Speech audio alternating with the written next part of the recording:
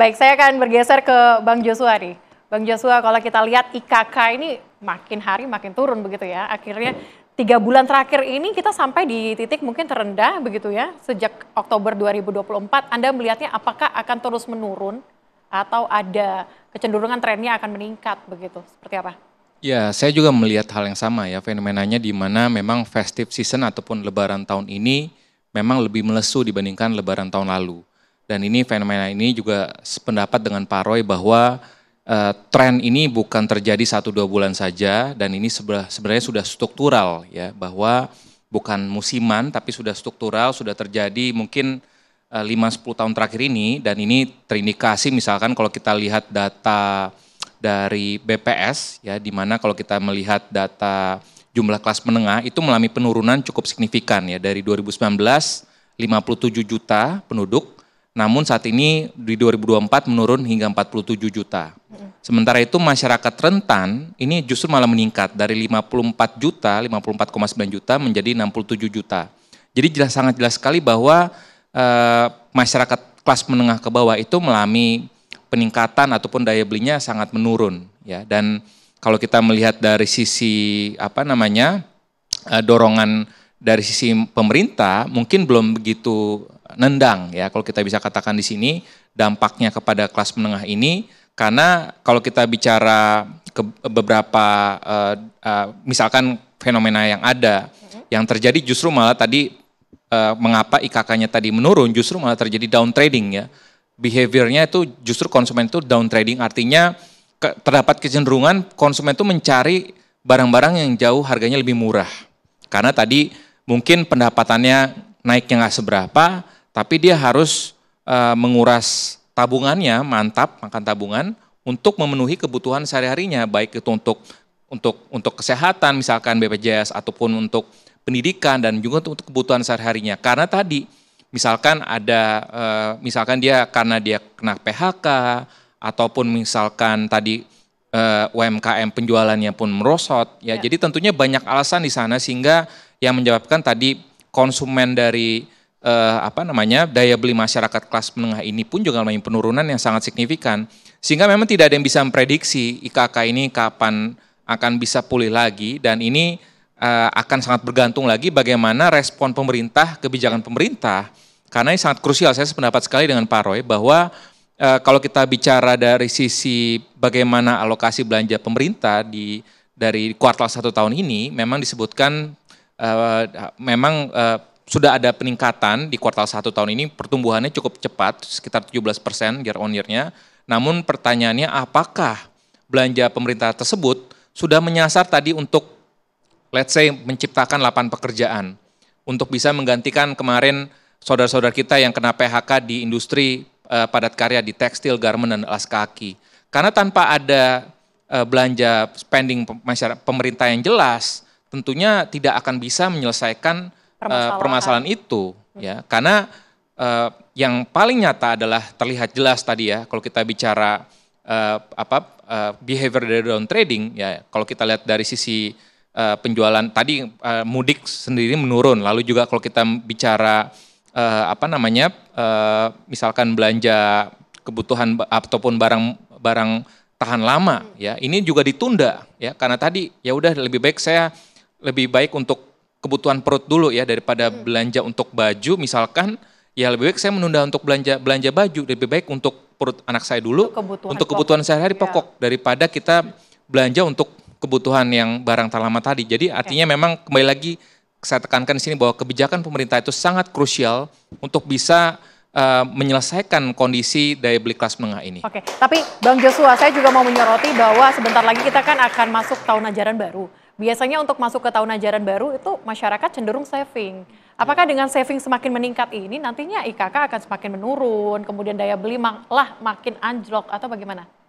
Ya, biasanya kan memang siklus IKK itu biasanya cenderung meningkat pada saat pembagian THR kan. Itu normally pada saat festive season ataupun pada saat menjelang Lebaran. Ya. Namun fenomena yang terjadi 2 minggu pertama Ramadan dan juga 2 minggu setelah Lebaran pada saat mudik itu tidak terjadi peningkatan yang signifikan dari sisi konsumsi, sehingga cukup jelas maka kami melihat juga pertumbuhan ekonomi kuartal 1 tahun ini kemungkinan besar memang akan tumbuh di bawah 5%.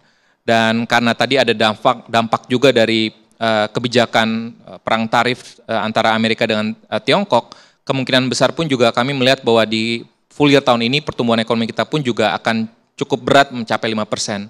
Sehingga oleh sebab itu kebijakan pemerintah kembali lagi ini akan sangat krusial, dan juga ditambah lagi juga dengan bagaimana upaya-upaya untuk menjaga stabilitas harga ya. Karena kalau kita bicara inflasi memang cenderung, tadi kata Pak Roy betul bahwa cenderung memang kita bilang bias ya kalau kita lihat inflasi rendah, tapi mungkin yang dirasakan oleh sebagian masyarakat mungkin menemukan harga-harga sebenarnya masih cenderung masih mahal. Jadi artinya tidak in average memang terjaga, tapi mungkin ada di beberapa wilayah, daerah ataupun beberapa kebutuhan pokok mungkin masih tetap meningkat. Sehingga ini mungkin harus menjadi PR pemerintah, dan juga yang lebih penting lagi tadi bagaimana mengalokasikan anggaran ataupun belanja untuk menyasar kelas menengah ya, karena kelas menengah ini adalah kelompok masyarakat yang memang tidak berhak mendapatkan subsidi ataupun bansos ya. Karena kelas menengah ini memang salah satu kelompok masyarakat yang memang perannya besar, penggerak ya. Karena kalau kita bicara berdasarkan 40% masyarakat berpenghasilan rendah, 40% masyarakat menengah, dan juga 20% teratas, itu yang masyarakat berpenghasilan menengah yang di tengah, itu berkontribusi sekitar 30% dari konsumsi nasional. Jadi ini besar sekali. Jadi fokus utama. Betul. Ya? Jadi makanya kalau saya sependapat sekali, kalau misalkan pemerintah ingin mendorong spending kelas menengah, yang sebaiknya diskon listrik itu diperpanjang, ya jangan hanya 2 bulan, karena kalau 2 bulan saja saya pikir itu nggak bisa mendongkrak daya beli masyarakat kelas menengah yang gitu lebih signifikan lagi. Oke, harus panjang begitu. Tapi saya juga mau bahas kira-kira fenomena yang terjadi saat ini ya, Mbak Devi.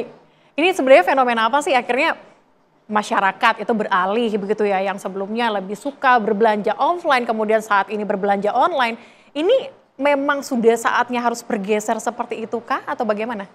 Jawabannya mungkin sebenarnya ada 2, teknologi dan pandemi. Teknologi tahun 99 kita kenal namanya Kaskus. Tapi kemudian karena pandemi kita semua mendadak digital seluruh dunia. Dan itu menjadi momentum yang luar biasa yang kemudian membuat orang sadar, oh bisa loh belanja dengan gampang, murah juga gitu ya. Karena dalam perspektif konsumen, tanda kutip memang banyakkan untungnya. Karena satu, apalagi perempuan ya, kita suka melakukan perbandingan. Muter-muter naik turun tangga, kalau ini kan tinggal scroll. Yang kedua otomatis memang harga itu lumayan bedanya. Dan yang ketiga karena kita terbiasa PSBB segala macam. Jadi tanda kutip budaya mager itu kemudian dimanjakan tentu saja dengan belanja tadi. Ditambah sekarang ada tren yang namanya Shopee-tainment gitu kan. Jadi kita belanja sambil terhibur. Bujuk rayunya nggak benar-benar yang beli hari ini atau harga Senin naik gitu ya, nggak begitu. Tapi kita terbawa dalam cerita, dalam secara emosi kita. Jokes gitu ya. Seru yang ternyata kita akhirnya terbujuk rayu tanpa sadar untuk beli. Plus sekarang banyak sekali orang yang cerdas kemudian punya bisnis yang bayar nanti. Cuman karena pakai bahasa Inggris, orang lupa kalau itu ngutang gitu ya. Dan itu makin mudah membuat kemudian kenapa harus jalan lagi gitu kan. Nah ini yang menurut saya juga data ekonomi saya nggak paham. Tapi kemudian bagaimana para pedagang juga sekarang udah tren kok hybrid. Dia punya toko fisik tapi dia juga jualan tuh yang namanya online-nya. Bahkan menariknya adalah kalau dulu kan kita merasa kalau ada toko fisik tuh ada interaksi. Terus tanda kutip bisa ngilangin stres. Karena kalau ketemu pedagangnya bisa curhat. Nah sekarang dengan layanan live streaming misalnya. Itu juga terjadi kok interaksi sosial yang tanda kutip intim. Karena benar-benar personal.